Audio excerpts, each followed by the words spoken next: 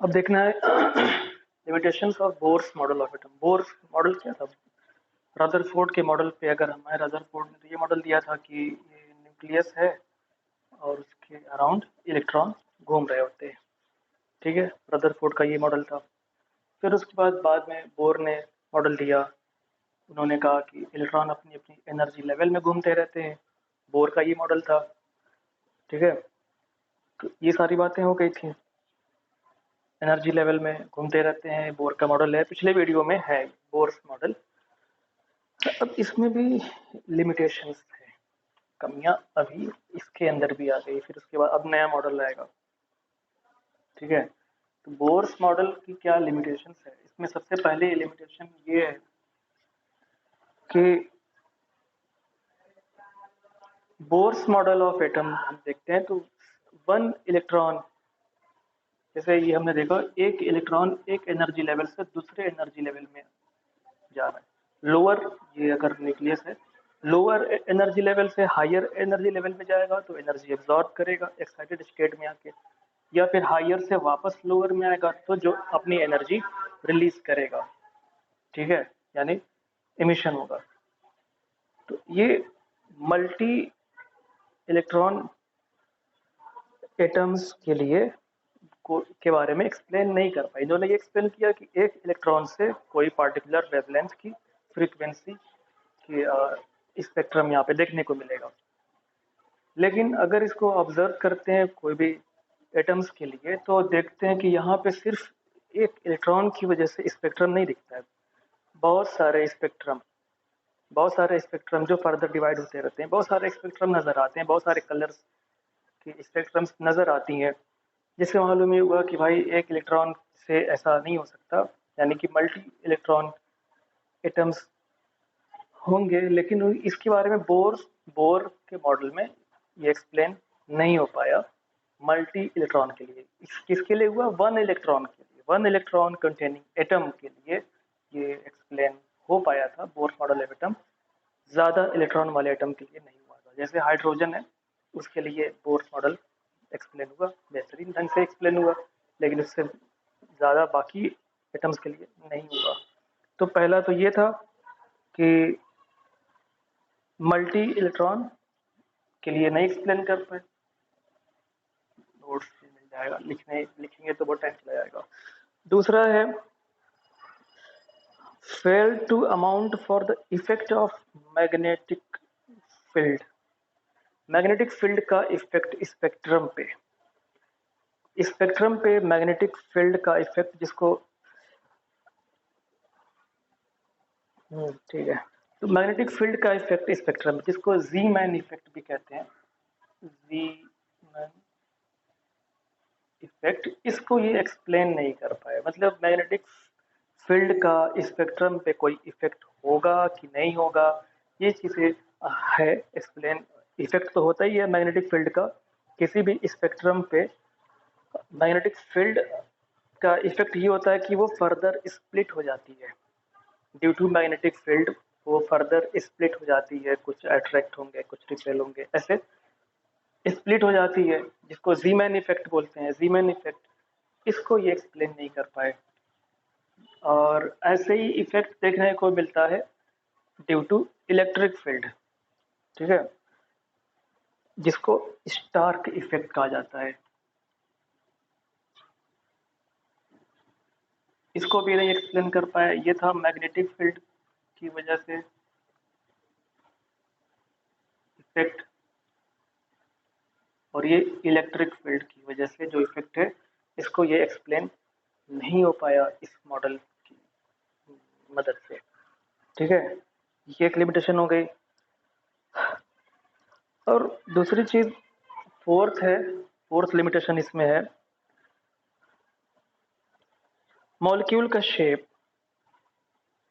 कोई मॉलिक्यूल का शेप, दो मॉलिक्यूल्स बॉन्डिंग करके जो शेप बनाते हैं, वो शेप इस मॉडल से क्लियर नहीं हो पाएगा कि कैसा शेप होगा। अगर ये एक एटम है, दूसरा एटम है, दोनों बॉन्ड बना रहे हैं, इलेक्ट्रॉन ट्रांसफर करके एक डायरेक्शनल बॉन्ड बना रहे हैं, एक इलेक्ट्रॉन दूसरे एटम में जा रहा है, एक एटम से दूसरे एटम में जा रहा है, तो फिर उन दोनों के बीच बॉन्ड बन रहा है शेयर करके, या जैसे भी बॉन्ड बन रहा है। उनका शेप कैसा होगा, डिफरेंट शेप कैसा होगा, ये एक्सप्लेन नहीं हुआ इस मॉडल के अंदर। ठीक है, तो एक ये लिमिटेशन हो गई। और फिफ्थ लिमिटेशन इसमें क्या थी कि path of motion of electron को वेल डिफाइंड माना गया कि ये अपने अपने ऑर्बिट में घूमते रहते हैं। ठीक है, अपनी अपनी एनर्जी लेवल में घूमते रहते हैं, जो h/2 पाई ये था ना, h/2 पाई का होल नंबर मल्टीपल n, जहाँ की जो n क्या है, होल नंबर है, 1 2 3 4 5 कुछ भी हो सकता है। ये h/2 पाई फिर 1 रहेगा, 2 रहेगा, 3 इंटू h/2 पाई, 4 इंटू h/2 पाई, ऐसे बोर के मॉडल के अकॉर्डिंग। लेकिन ऐसा नहीं है। जब वेव नेचर पढ़ते हैं तो हमें पता चलता है कि नहीं भाई, ऐसा नहीं हो सकता। ठीक है, जो पाथ है वो डेफिनिट नहीं हो, वेल डिफाइंड नहीं होता है, can not be well defined. तो ये 5 लिमिटेशंस थी बोर मॉडल ऑफ एटम की, जिसमें पहली लिमिटेशन थी कि ये multi electron atoms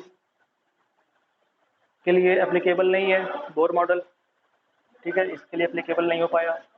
Riemann effect यानी कि effect due to magnetic field on spectrum, ये नहीं एक्सप्लेन हो पाया। ड्यू टू इलेक्ट्रिक फील्ड यानी स्टार्क इफेक्ट, ये भी नहीं एक्सप्लेन हुआ। ठीक है, और फोर्थ ये था कि डेफिनेट अपने वेल डिफाइंड पाथ पे मोशन होता है इलेक्ट्रॉन का, लेकिन ऐसा नहीं है। ठीक है, तो ये चीज़ भी मतलब सही साबित नहीं हुआ, क्योंकि वेल डिफाइंड नहीं होता है। आगे पढ़ेंगे मॉडल्स में तो पता चलेगा कि वेल डिफाइंड होता है या नहीं है। ठीक है, तो ये है। और हाँ, ये जो पाथ है ये फिक्स्ड पाथ, वो तो ठीक है, वेल डिफाइंड नहीं होता है। और दूसरी चीज़ क्या थी, हाँ, मॉलिक्यूल्स जो बनते हैं उनका शेप नहीं एक्सप्लेन कर पाए। शेप ऑफ मॉलिक्यूल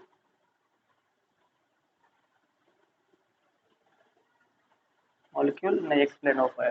ठीक है, ये सारे लिमिटेशंस थी बोर्स मॉडल ऑफ एटम में। अब देखना है, तो अब बढ़ते हैं modern concept of structure of atom. ये एटम का स्ट्रक्चर जो मॉडल है वो फेल हो गया,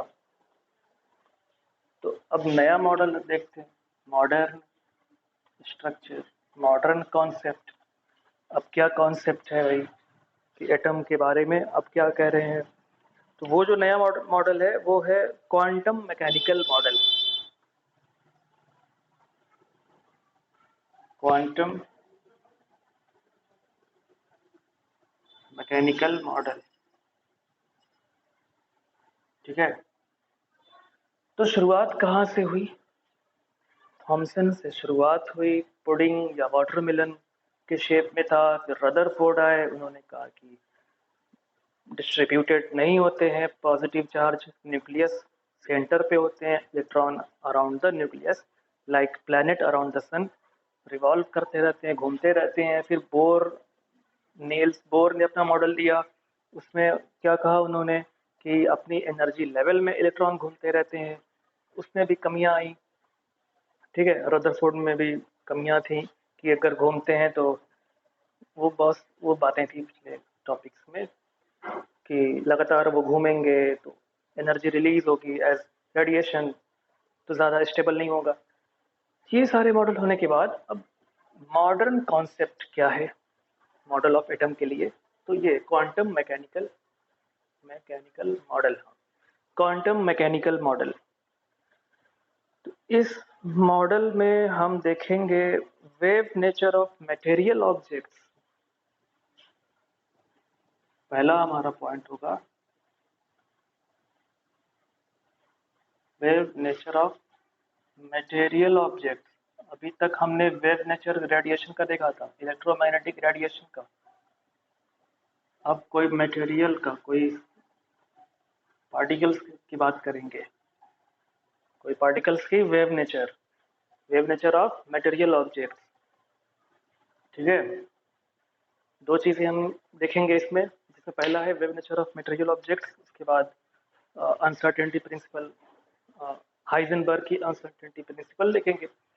तो wave nature of material objects में इसको समझने के लिए हमें देखना होगा डी ब्रॉगली रिलेशनशिप।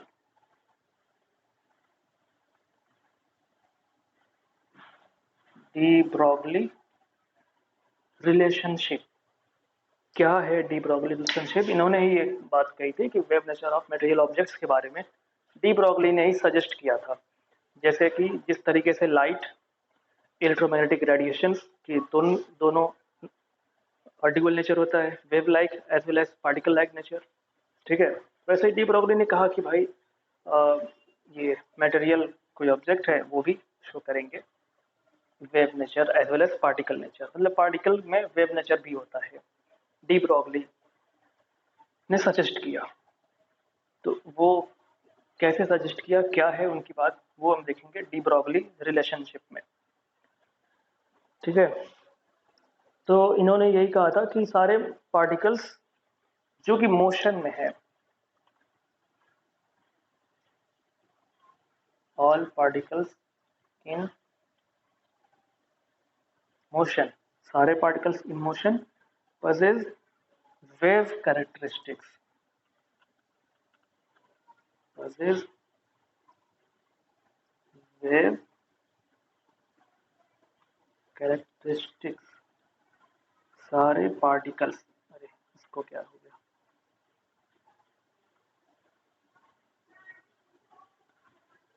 ठीक है, डी ब्रॉगली के अकॉर्डिंग सारे पार्टिकल्स, पार्टिकल नेचर भी हो गया, इन motion possess wave characteristics, wave nature भी हो गया, मतलब दोनों नेचर, पार्टिकल्स तो है ही और उसके अंदर कैरेक्टरिस्टिक्स होती हैं किसकी, वेव की।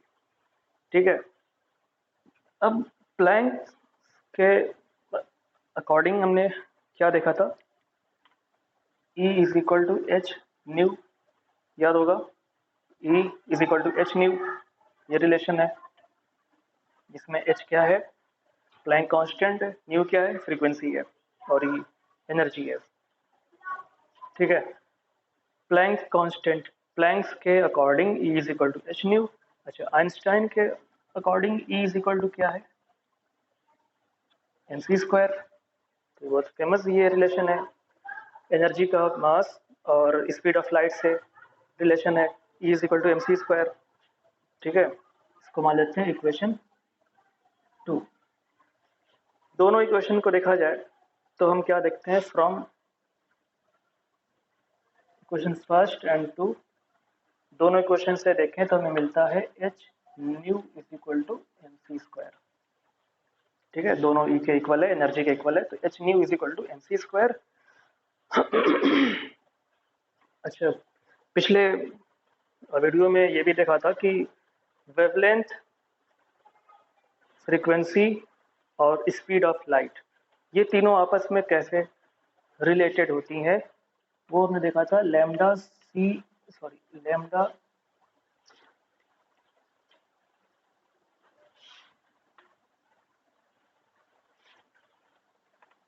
Lambda nu is equal to C, wavelength into frequency is equal to speed of light. ये पिछले वीडियो में देखा है क्या रिलेशन है, पिछले या उससे पहले देखे होंगे। Lambda nu is equal to c होता है, ये रिलेशन होता है। ये अब यहाँ से न्यू की वैल्यू सी अपॉन लैम्डा, इसी को हम पुट कर देंगे, पुट इन, ये थर्ड मान लेते हैं, put in equation third. Third equation में न्यू की वैल्यू रखेंगे तो ये हो जाएगा एच तो है ही, और ये सी अपॉन लैम्डा, यानी ये हो गया H C upon lambda is equal to M C square, जिसमें सी से सी कैंसिल हो गया। ठीक है, सी से इस एक सी कैंसिल हो गया, तो क्या हो गया, h upon lambda is equal to M c, h है, h upon lambda is equal to M c, या फिर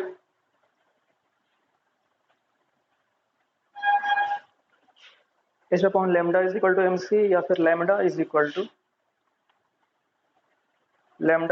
to h upon m c. ठीक है।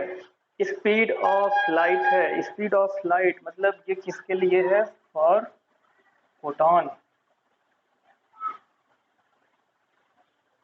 ठीक है, क्वांटम थ्योरी में पढ़े थे ना, फोटॉन लाइट मतलब छोटे छोटे पैकेट्स में ट्रेवल करते हैं, एनर्जी जो रेडिएशन होती है वो, जिसको हम बोलते हैं क्वांटा या quantum. In case of light उसे ही बोलते हैं फोटॉन। तो ये फोटॉन के लिए है, lambda is equal to h upon m c. ठीक है, और किसी पार्टिकल के लिए अगर हम बात करें तो फिर यही मास ऑफ पार्टिकल ले लेंगे, और ये वेलोसिटी ऑफ पार्टिकल अगर हम ले लेते हैं, lambda is equal to h upon m v for particle. किसी पार्टिकल के लिए हमने ले लिया तो उसकी वेलोसिटी ले लेंगे। यहाँ पे तो लाइट के लिए थे तो स्पीड ऑफ लाइट थी सी, यहाँ पे किसी पार्टिकल का ले लिए तो ये वेलोसिटी ऑफ वो पार्टिकल है। ठीक है, फॉर पार्टिकल। या h is equal to m into v होता है मोमेंटम, एम इंटू वी होता है momentum, m into v mass into velocity, या इसको ले सकते हैं p। यही है D Broglie equation.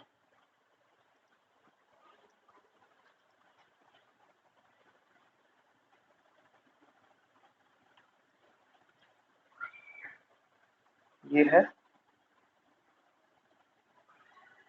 D Broglie equation. ठीक है, ये lambda is equal to h upon m v, या फिर lambda is equal to h upon p. ये हो गया डी ब्रॉगली इक्वेशन की टॉपिक खत्म। और इससे हम ये भी देख रहे हैं साफ कि मोमेंटम जितना ज़्यादा होगा, मोमेंटम जितना ज़्यादा होगा और वेवलेंथ उतनी कम होगी। ये तो कांस्टेंट है, एच कांस्टेंट है, जितना ज़्यादा मोमेंटम होगा उतनी कम उसकी वेवलेंथ होगी। ठीक है, या फिर जितनी ज़्यादा वेलोसिटी होगी, ये तो कांस्टेंट है एच, एम भी कांस्टेंट है, कोई भी पार्टिकल का गिवन मास वो तो कांस्टेंट होगा। वेलोसिटी इंक्रीज या डिक्रीज कर सकते हैं, अगर ये ज़्यादा होगा तो वेवलेंथ इसका मतलब कम होगी, लैम्डा की वैल्यू कम होगी, या इसी का एंड वाइस वर्सा। ठीक है, लैम्डा वेवलेंथ को कम रखें या ज़्यादा रखें तो भी एक दूसरे से ये इनवर्सली प्रोपोर्शनल होंगे। ठीक है, lambda wavelength inversely proportional to momentum, या momentum inversely proportional to wavelength, या wavelength inversely proportional to velocity, या velocity inversely proportional to wavelength. तो मेन ये इक्वेशन है, इसको याद रखना ज़रूरी है। ठीक है, जिसमें डी ब्रॉगली रिलेशनशिप में डी ब्रॉगली ने क्या सजेस्ट किया था कि all material particles in motion, all material particles in motion possess wave characteristic।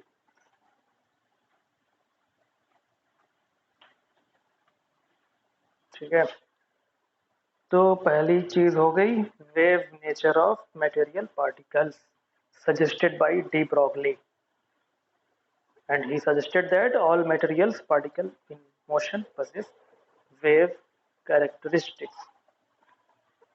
ठीक है, और de Broglie equation lambda is equal to h upon m v, या lambda is equal to h upon p, यानी h upon momentum. अब दूसरा है Heisenberg uncertainty principle. पहला हो गया वेव नेचर, अब हाइजेनबर्ग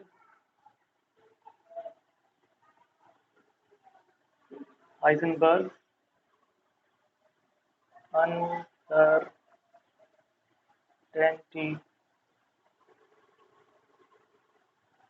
प्रिंसिपल। ठीक है, अनसर्टेनिटी प्रिंसिपल हाइजेनबर्ग की क्या है? Uncertainty,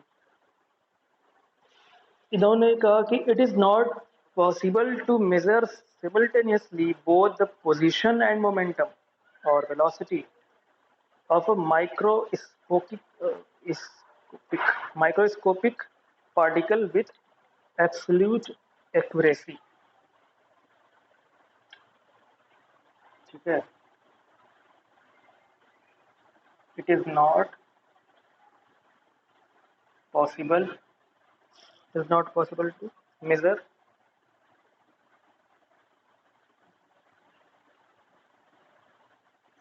simultaneously both the position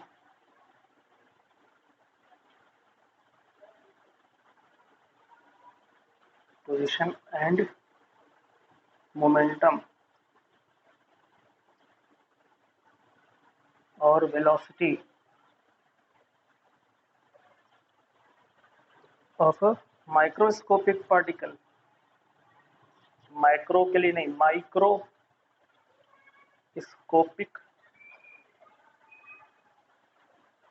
particle with absolute accuracy,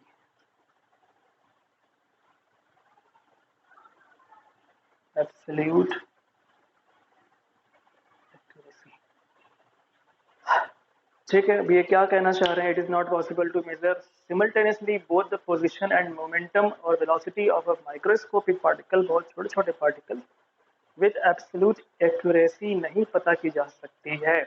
जैसे ये मार्कर है, ये माइक्रोस्कोपिक है, बड़ी चीज है ये, ठीक है। तो अब अगर ये मोशन में है, ठीक है, अगर ये मोशन में है तो इसकी वेलोसिटी मेजर की जा सकती है, पोजीशन भी हम देख सकते हैं, ठीक है।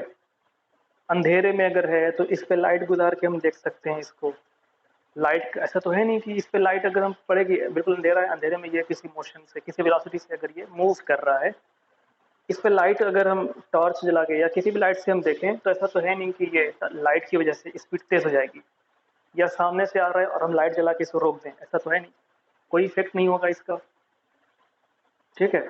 लेकिन माइक्रोस्कोपिक पार्टिकल की बात करें, जैसे इलेक्ट्रॉन्स की अगर हम बात करें, इलेक्ट्रॉन ये बहुत ही छोटे पार्टिकल्स, बहुत ही ज़्यादा पता ही है, और इनका वेट भी नेग्लिजिबल नहीं के बराबर है, इतना कम है कि हम नेग्लिजिबल मान के चलते हैं। इन पे लाइट का यानी फोटोन का इफेक्ट होगा, ठीक है। पोजीशन इनकी देखना है तो अगर इन पे जैसे इलेक्ट्रॉन ऐसे मोशन कर रहा है, किसी भी एटम के अंदर ऐसे मोशन कर रहे होते हैं अपने ऑर्बिट में, फिक्स्ड है या नहीं है वो अलग बात है, मोशन कर रहे होते हैं, ऐसे मोशन कर रहे होते हैं, ठीक है, ऐसे मोशन करेंगे इलेक्ट्रॉन। इसे देखने के लिए इतने छोटे छोटे पार्टिकल हैं इलेक्ट्रॉन, हम ऐसे नहीं देख सकते, तो कोई सर्टेन वेवलेंथ की फोटोन चाहिए होगी, लाइट चाहिए होगी, सर्टेन वेवलेंथ की, कुछ स्पेसिफिक जरूरी वेवलेंथ की चाहिए जिससे हम इसे देख सकें।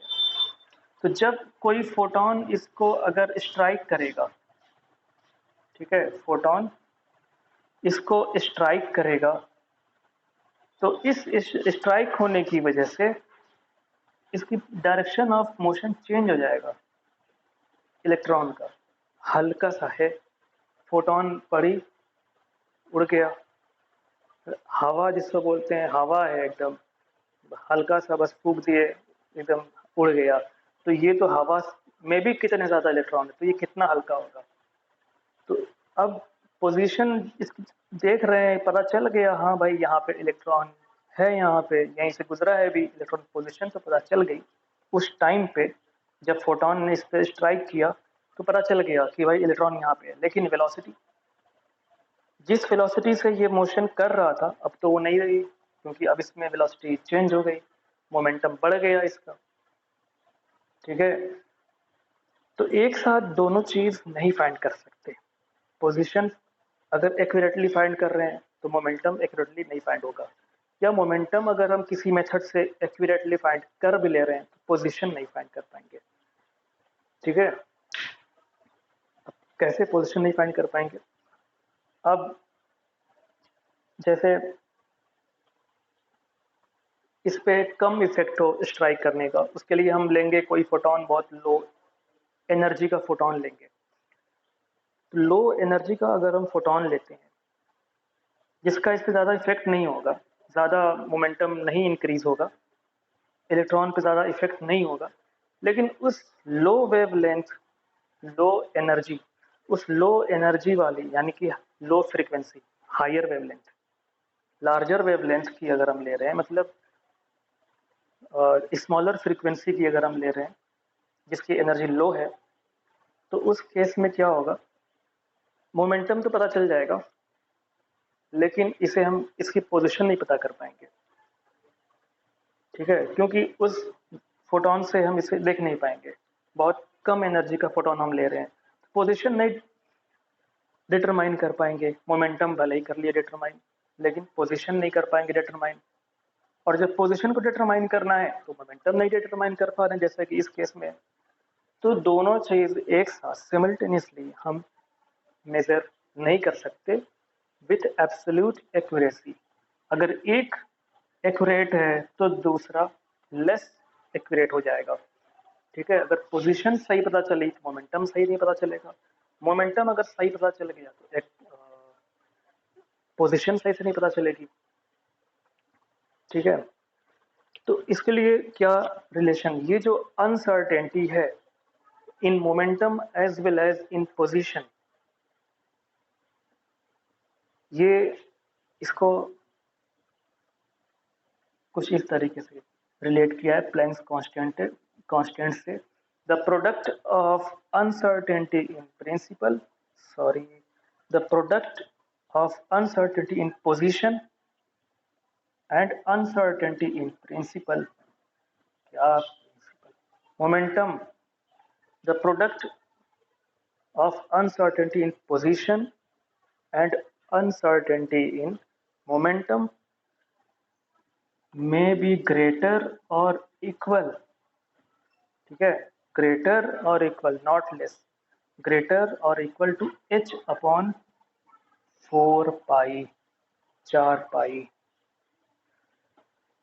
ठीक है, क्या है, the product of uncertainty in position and uncertainty in momentum is greater or equal to h upon 4 pi. H upon 4 pi की जो वैल्यू है इससे ज़्यादा ही होगा ये, या उसके इक्वल हो सकता है, इससे कम अनसर्टेनिटी नहीं हो सकती।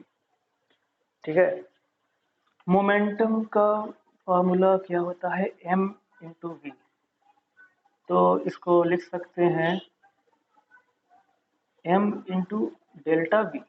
m बाहर इसलिए लिखे हैं क्योंकि m तो कांस्टेंट है, m में कोई अनसर्टेनिटी की बात ही नहीं है, ये कांस्टेंट है, जो भी वेरिएशन होगा वेलोसिटी में होगा, इसलिए m को हमने बाहर लिख दिया, बाकी ये ऐसे ही है h अपॉन 4 पाई। m उधर चला जाएगा, कांस्टेंट उधर, तो ये हो गया delta x into delta v greater and equal to h upon 4 pi m। ठीक है, ये तो ये हो गया uncertainty in momentum as well as uncertainty in velocity. ये है हाइजेनबर्ग अनसर्टेनिटी प्रिंसिपल। और भी इसमें कुछ बातें रह गई हैं, वो नेक्स्ट वीडियो में करेंगे।